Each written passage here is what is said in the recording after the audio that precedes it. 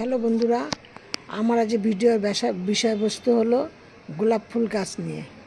আমি এর আগে তোমাদের সাথে দুটো তিনটে ভিডিও করেছি। সেই ভিডিওতে আমি অনেক কিছু শেয়ার করেছি, কিন্তু তা হলো আবার অনেকে আমাকে বলেছো দিদিভাই এইটা ওইটা সেইটা এরকম জানতে চেয়েছো। আমি সেই জন্য আজকে আমি তোমাদের সাথে শেয়ার করছি, যেটা হলো A to Z তোমাদের সাথে শেয়ার করব। কেমন মিডিয়া, কেমন কি ফাঙ্গিসাইড দিচ্ছি, কীভাবে বসাচ্ছি, কি না করছি, সব কিছু তোমাদের সাথে শেয়ার করব। কিন্তু আমি তোমাদের সাথে দেখাতে পারবো না, কারণ তাহলে ভিডিওটি অনেক বড় হয়ে যাবে। অত বড় করে করব না, যার জন্য আমি তোমাদের সাথে মুখে বলে দিচ্ছি। তোমরা সেইভাবেই তোমরা সব শেয়ার করছি, তোমরা সেইভাবে করো। দেখবে তোমরা আমার মতো। এই দেখো, একটা ছোট্ট বাচ্চা গাছে কত ফুল, কালারটা এই দেখো, দেখেছো? আমি এর আগে তোমাদের সাথে মানে অনেক কিছু শেয়ার করেছি, সেটা এবার তোমাদেরকে বলছি। এই সময় তোমরা কিন্তু একদম গোলাপ ফুল গাছ নার্সারি থেকে কেনার আদর্শ সময় হলো ডিসেম্বর মাসের শেষ সপ্তাহ থেকে জানুয়ারি মাস, ফেব্রুয়ারি মাসের শেষ সপ্তাহ পর্যন্ত, শেষ দিন পর্যন্ত তোমরা একদম নার্সারি থেকে গাছ কিনে নিয়ে আসবে। নিয়ে এসে গাছে যেই ফুলটা থাকবে সেই ফুলগুলো বা কুড়িগুলোকে, যত ফুল বা কুড়ি থাকবে সবগুলোকে কেটে ফেলে দেবে। আর তোমরা সেই গাছটাকে মোটামুটি 4 দিন 5 দিন 7 দিন রেখে দেবে, যেই অবস্থা আনবে সেই অবস্থায়। তারপরে তোমরা সেই গাছটাকে বসাবে। আর যখন বসাবে তখন কেমন মিডিয়াতে বসাবে, আমি সেইগুলো তোমাদের সাথে এর আগেও আমি শেয়ার করেছি, কিন্তু আমি আবার আজকে তোমাদের সাথে শেয়ার করছি। নেবে 50 ভাগ, যে মিডিয়াটা নেবে তার 50 ভাগ নেবে এমনি মাটি, আর 40 ভাগ নেবে গোবর সার বা ভার্মি কম্পোস্ট। গোবর সার হলে প্রায় 2 বছর 1.5 বছর 2 বছরের পুরনো সারটা নেবে। আর নেবে 10 ভাগ নেবে লাল বালি, একদম বালি মাটি। যাদের নাকি বালি মাটি তাদের আর বালি নেওয়ার দরকার নেই, যাদের এঁটেল মাটি তারা বালি নেবে। নিয়ে এইভাবে 3টে জিনিস একসাথে মিশিয়ে গাছটা বসাবে। এবং গাছটা যদ্দূরই তোমাদের ওই নার্সারি থেকে আনার সময় গাছটা যদ্দূর বসানো ছিল ঠিক তদ্দূরই বসাবে, তার বেশি গাছটা বসাবে না, তাহলে কিন্তু গাছ ধীরে ধীরে শুকিয়ে মারা যায় বেশিরভাগই। আর গাছটা যখন বসাবে তখন গাছের যে বড় বড় পাতাগুলো থাকে সেই পাতাগুলোকেও কেটে দেবে, তাহলে দেখবে প্রচুর পরিমাণে শাখা পোশাখা বেরোবে। যত শাখা পোশাখা বেরোবে তত কিন্তু তোমরা বেশি পরিমাণে ফুল পাবে। দেখেছ?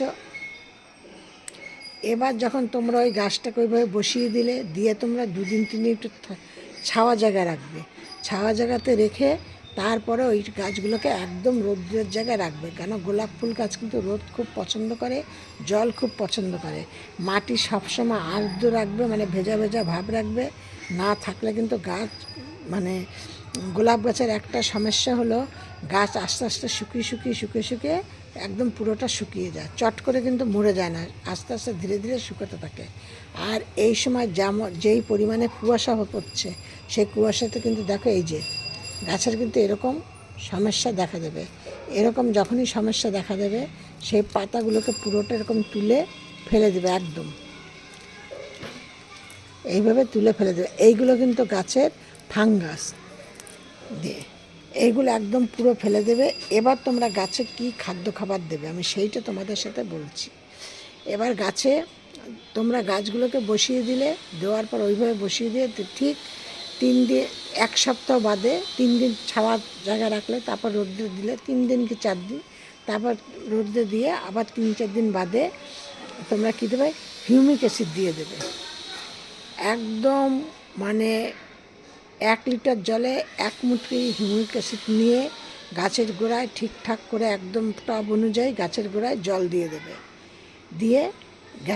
দিয়ে তারপরে আবার 1 সপ্তাহ বাদে তোমরা কী দেবে, ওইটা কিন্তু পরপর 4 দিন দেবে, 4 সপ্তাহে হিউমিক অ্যাসিডটা দেবে। দিয়ে যখন তোমাদের দেখা যাবে গাছ একদম ঠিকঠাক হয়ে গেছে, মাটির সাথে গাছ ধরে গেছে, মানে কচি কচি পাতা বেরোনো শুরু হচ্ছে বা গাছ বেশ সতেজ হয়ে গেছে, সুন্দর হয়েছে, তখন তোমাদের কি করতে হবে, এবার আমি যেগুলো করি সেইগুলো আমি তোমাদের সাথে শেয়ার করছি, তোমরা সেইগুলি করে দেখো। এবার একটা জায়গার মধ্যে ধরো 1 লিটার জল নিলে, তার মধ্যে 2 চামচ ওই এক্সট্রা সল্ট কিংবা ম্যাগনেসিয়াম দিলে, আর দিলে 2 চামচ লাল পটাশ দিয়ে নিয়ে একদম ভালো করে নাড়িয়ে চাড়িয়ে নিয়ে তোমরা গাছের গোড়ায় দিয়ে দিলে। এইটা কিন্তু ঠিক 7 দিন বাদে বাদে এইগুলো দিতে হবে। আর গোলাপ গাছ কিন্তু জৈব সারের রাসায়নিক সারের থেকে জৈব সারই ভালো, মানে উপকার হয়। জৈব সার দিতে পারলে ঠিকঠাক করে, তাহলে গাছ, আমার কিন্তু গাছের জন্য বেশিরভাগ জৈব সার, দেখো আমার গাছগুলো দেখেছো, এই যে কত কুচি কুচি পাতা বেরোচ্ছে সব, এই দেখো। যত জৈব সার দেবে তত গাছের বেশি উপকার, মানে রেজাল্ট ভালো পাবে, তত বেশি কুড়ি পাবে, তত বেশি গাছ ভালো থাকবে।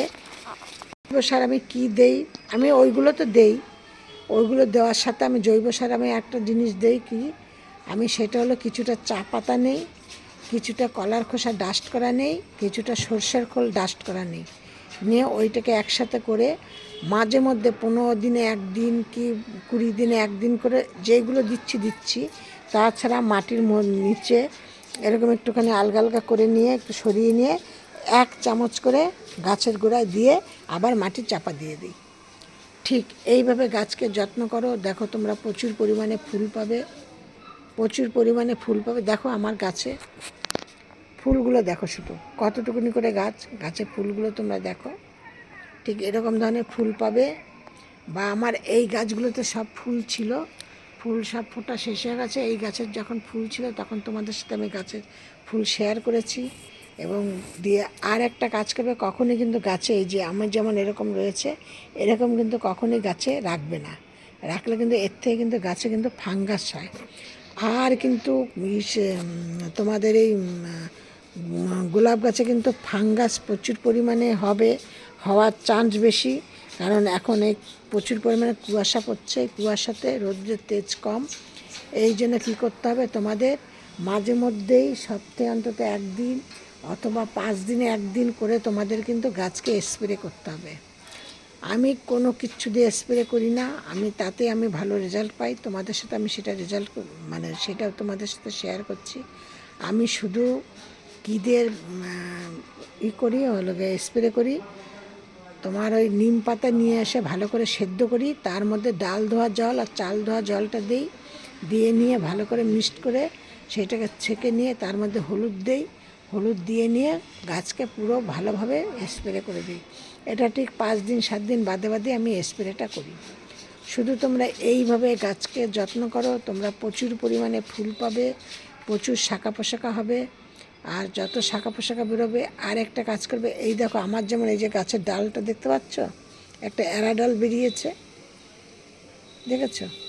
গাছটা কিন্তু এই যে গাছটা আছে তার থেকে কিন্তু এই গাছটা বেশি, মানে শক্তপোক্ত, মোটাসোটা বা বেশি হাঁপালো, অল্প দিনের মধ্যে কেমন লম্বা হয়ে গেছে।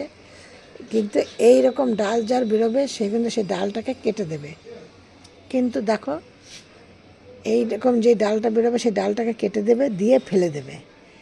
আর এছাড়া তোমরা যদি আরেকটা কাজ করো, আমি এরা ডাল দিয়ে তোমাদের এর পরে একটা ভিডিও করব, এই এরা ডালের মধ্যে কী করে তোমরা কলম তৈরি করবে সেটা আমি তোমাদের সাথে এর পরের একটা ভিডিও তোমাদের সাথে শেয়ার করব। দিয়ে আজকে এই পর্যন্ত আমার ভিডিও, আমার এই আবল তাবল তোমরা ধৈর্য নিয়ে শোনার জন্য তোমাদেরকে অনেক ধন্যবাদ। আমার ভিডিওটি দেখে, আমি চাম্পাজ ব্লগ থেকে ভিডিওটি করছি, আমার এই ভিডিওটি যদি তোমাদের ভালো লাগে তোমরা একটা লাইক কমেন্ট শেয়ার করো। নতুন বন্ধুদের বলছি তোমরা একটা সাবস্ক্রাইব করে পাশের বেলটি বাজিয়ে অল করে রেখে দিও।